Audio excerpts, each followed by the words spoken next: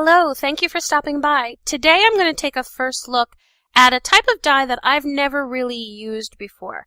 This is an edge die, and I've stayed away from some of these types of dies before because I have an older die cut machine. I have one of the hand crank Big Shots, and I was concerned about the detail because you can see how detailed that particular die is. So what I did is I went over to my Big Shot and I went ahead and die cut this. I did have to play around a little bit with the shimming to make sure that the right thickness was there, but for the most part it die cut very, very well. Really all I'm doing here is just using my X-Acto knife to sort of punch out the items that are in there. They really did cut very well. So don't be afraid of using this type of intricate die, even if you have an older die cut machine. It's just about dialing in your settings, making sure that you have the right plates that you're using to get the right impression that you want. And I've just created this card that folds in on it itself, and it creates that kind of lace look. It's very, very simple, and I really was impressed with like I said, the quality of the die cut. Now to finish off this card, I'm going in and I'm going to do some heat embossing with some white embossing powder. And when I do embossing with white embossing powder, I really want to make sure, especially with such a bold color like this red, I really want to make sure that I'm not going to have any sort of little dots that come up outside of that. So I've used the static powder tool.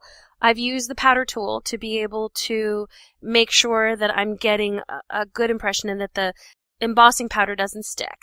And now I'm positioning the You Are Loved. I actually had to use my little T-square to get it to be straight so that I could go ahead and get a really good straight impression on this. I'm using some VersaMark ink to go ahead and stamp this, and then I'm going to be heat embossing it using some white embossing powder. I'm using up some of my older embossing powder. I have some new embossing powder from Ranger that I'm going to be trying, but this is just some of my old embossing powder that I'm trying to use up. And then I'll replace it with the Ranger powder that I've heard really good things about. So I'll let you know what I think of that. Now I'm just going in and heat embossing, and then I decided that I really would like to have a few more little hearts on this. So I'm going in now and again just sort of putting on these little hearts with VersaMark ink. And then I decided I didn't want it to be an even number. I wanted it an odd number. So I added one more little heart. And then putting this into the card was very simple, but I decided that I wanted a little bit of dimension. I did want the card, the flaps to sort of stick out or sort of come out a little bit. So I am going to go in and put in some fun foam to just pop this up a little bit and make it a little bit more predominant.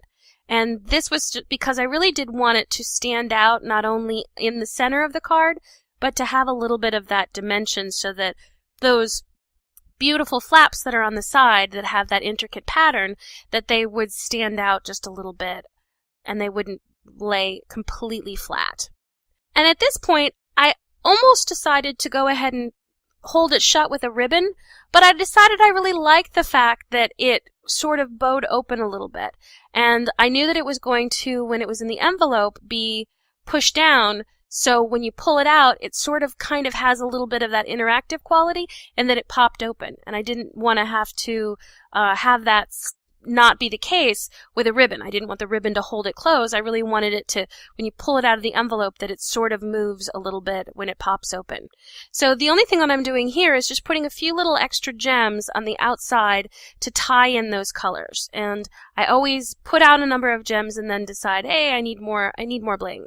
So I put those little gems on with some strong adhesive, and it's just very subtle. It's hard to tell here, but it's just very subtle, and it pulls in that look. So here's the card. It's very, very simple. This was just a very quick look at that intricate die. I'm definitely going to revisit this die and let you know how I work with this. This was just the first look. If you like this video, be sure to give it a thumbs up. And if you like what we do here at Dory Creative, please consider subscribing. Thank you, and remember, always be creative.